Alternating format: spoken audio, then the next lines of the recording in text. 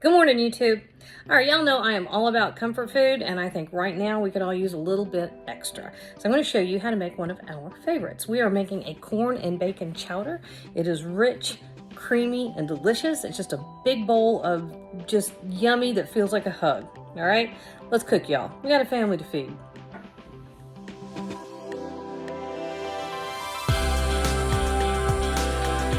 We're recording now? All right, fine, we're recording. Okay, we're gonna attempt, here's what's going on. Here's what's going on today. All right, we're gonna attempt, oh, I'm looking at the wrong side. Here, this side, okay. We're gonna attempt to make corn chowder because it is snowing in the mountains. The only problem is, all of the kids are home and Brian's here, which means there are a lot of very talkative people in my house. I don't know how that's gonna work for recording, but we're gonna give it a shot. Okay, so here's what I did. I took a package of bacon, and it was probably a 12-ounce package because nobody makes pound packages anymore. They just lowered the amount you get in the package. They charge you the same amount. Okay, so I put the bacon, Levi, get out of the bacon. I put the bacon over there, and I left a little bit of the bacon grease in the bottom and all of the stuff. So we're gonna add a chopped onion, and I like the bits and pieces to be pretty small in here. A couple reasons. I think it's nice. Levi, get away from bacon. You think I don't see you? I think standing next to it. Yeah, stand away from it. All right, I like it better. I like if you're able to take a big spoonful of soup. In this case, our corn chowder. You get a big spoonful of soup, and you've got a little of everything on there, okay? So that was celery, 2 stalks of celery that I diced up. And we've got one, and I gotta admit, that was a big old fat carrot. It's huge. So anyway, I like that you can get a little of everything on a spoon. But more than that, corn is the star of our show, right? Well, there's really 3. Corn is the star of the show. And it's nice that our vegetables are all kind of the same size, right? It's a nice little balance. So I said star of the show. All right, listen. Last time I made a dish with bacon, I ended up hiding the bacon over in that apple so that Lance wouldn't come get it. And you know what I did? I found it 3 days after I published the video because I forgot that I didn't. All right, I'm here. Stay out of the bacon. There, it's on the other side of the kitchen. Anyway, Lance didn't get it. Nobody got it because I very cleverly hid it away from myself. All right, so this is what we're doing at this point. We're just gonna saute these off. We don't want a super hot pan here. We really wanna sweat everything down. So we're gonna have medium-low heat, and we're gonna go for about 10 minutes. Levi, look, you see? What? Yeah, that was right next to the... Yeah. Uh-huh. Also, you're not able to publish that. Okay. So, we're gonna give this about 10 minutes. We'll be back. All right. So we're talking politics, and it's getting a little heated. All right, so here we've had our veggies about 10 minutes. They're nice and soft. You don't want to cook them until they start turning golden. You just want to sweat them, all right?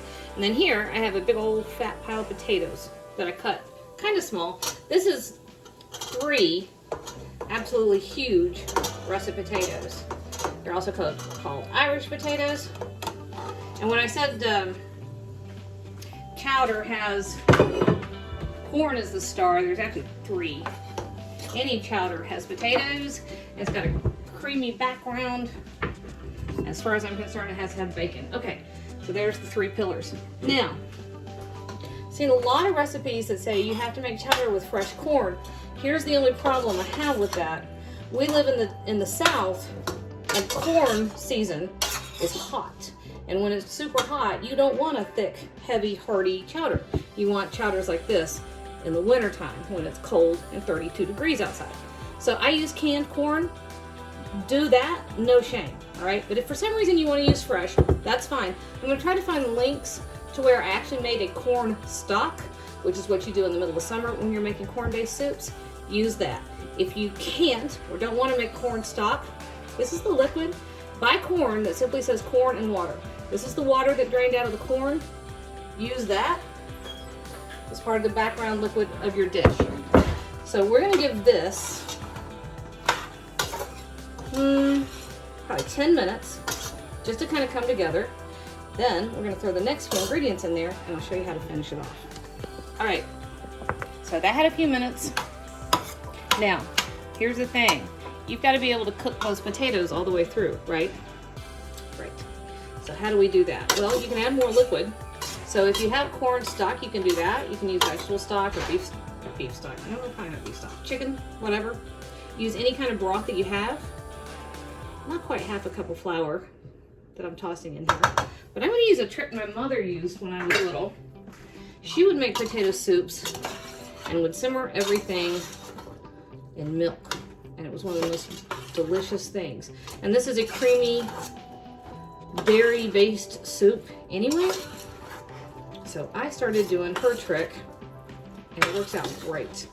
So you can use a vegetable or a chicken stock or water or what have you if you want to. That's fine. Or add a little bit of the flour and then just enough milk, barely to cover, okay? Now the flour will thicken it, the potatoes will cook down and thicken it, and hopefully we'll have something nice and rich and silky and perfect. With a lot more flavor than normally is. Pretty cool trick. Yep. All right, so bring this up to a boil. Then we're gonna reduce it to a simmer, and we're gonna let it simmer just until our potatoes are cooked through. Not long at all. All right, we've been simmering for just a couple minutes. Our potatoes have gotten nice and soft. I'd say, I don't know, 10 minutes. Here's something you want to worry about though. Don't let it go too hard for too long. All right, so I'm adding a good tablespoon of kosher salt. Now, you don't want to go too hard too long because you've got dairy and you've got flour and it will stick and you will have an ugly, nasty mess on the bottom. You see how nice we're coming together? Our potatoes are just tender. And I gave it a taste a second ago. It does need salt, which I did, but it also needs lots of black pepper. I think creamy chowders and black pepper go together so well. So there is lots of black pepper. And here's our bacon we cooked off, but Levi didn't get this much of it. And that's gonna come in here. We're gonna let that come back up to temperature. And we're gonna let it simmer for just a couple minutes. I didn't quite go all the way, can you see? I didn't quite go all the way to crispy with the bacon. Almost. Why? Well, I want that last little bit to render out in my soup pot. And at this stage,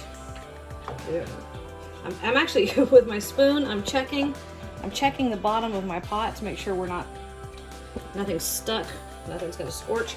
And to this, we're adding our corn. Now this was just 3 cans of golden corn. You can use frozen if you want to. I just like corn crap. I like canned corn better than frozen corn. Wow, that wasn't gonna come out.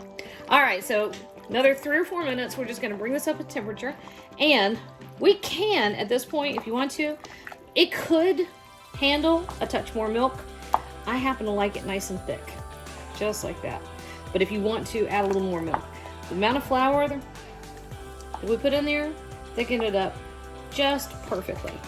All right, so gonna let it get hot through, then we're gonna finish it off. All right, so we are done. Remember, I think I said don't let it boil too hard. So it just came up to a simmer. Check that out. That's pretty perfect. All right, here we go. Ugly snowy day.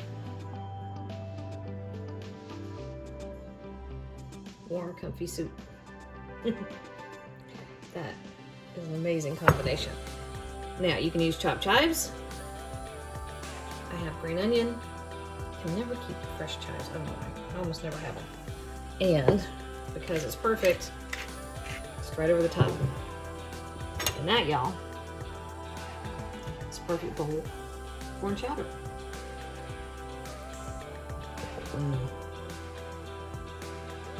That's how you do that right.